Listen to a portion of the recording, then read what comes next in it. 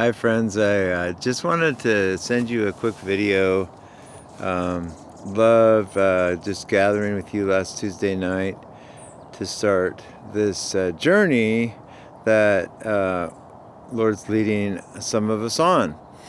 I wanted to just clarify a couple things because I think in light of how I sort of stepped in, especially out of my own personal story, and told about the fountain of tears and the grief and the loss of my son and all those parts. I was aware kind of since that point that I don't want to communicate that this journey is only going to be about grief, and that only if you're in grief or you need to process grief is it a valid journey for us to go on.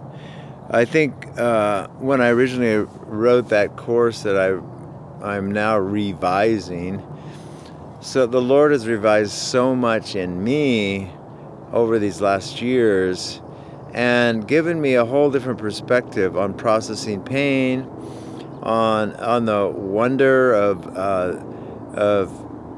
we've learned the Immanuel process, which is a very brilliant understanding that we don't process pain by just sinking down into it, rehearsing it. Yes, there's place for tears, there's place for vulnerable pouring out of our pain, but we can get mired down in that. And actually, both the Bible and the brain science have kind of converged to communicate that the big picture of the joy and the wonder of redemption, the resurrection side of things, the place of being actually chosen before the foundation of the world to be in the Trinity, full of joy and peace and celebration and for all of forever, and that the lie that we need to get mired down in sin and try to figure out everything in life on our own has been so understanding not only the theology, which I feel like my theology's radically changed about even the cross. I used to actually almost be growing up as a believer ever since a little boy. I always saw the cross as this terrible place where God was mad at all of us, and then he turned his back on his son, and just grief and sorrow. And it's shifted for me where I have a much bigger perspective. And so the wonder of his love, the wonder of his redemption, when I look at the cross, I have a whole new vantage point. And we're not just going to be talking about the cross. As I've already initiated, we're starting by focusing on Simeon celebrating this baby that was sent, the God-man sent into the world, Jesus sent into our darkness, but not just to hang out there. Yes, to identify with us and to absorb the pain of the whole world, but it's all about the original vision that he had to bring us into union, that we were created literally to be in the Trinity, to be God-men. And so I am super excited in this season. I am like jumping up and down inside. I feel like a recovering evangelical, and in some ways even a recovering charismatic. Most of you know that I've been kind of done for quite a while with the way we've done church and with a lot of the perspective that we've had on even who God is.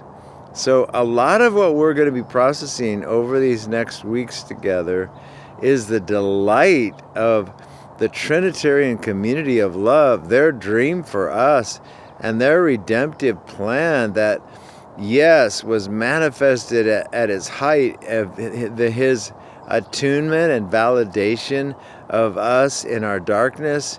But that is far from the end of the story.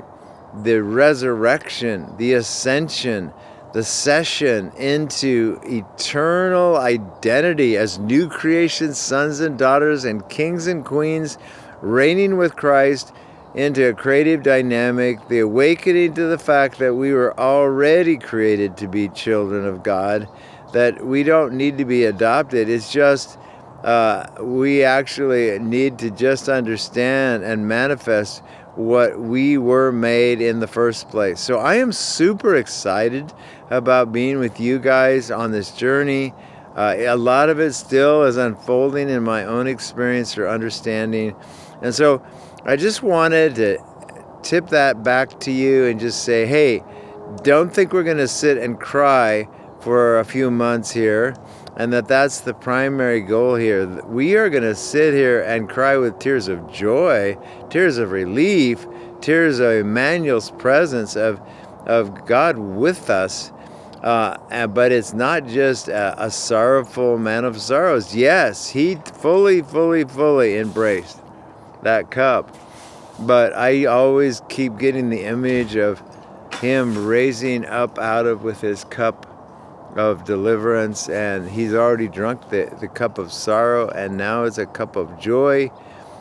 Communion has changed for me, where I see the blood as full of life, not primarily as full of death.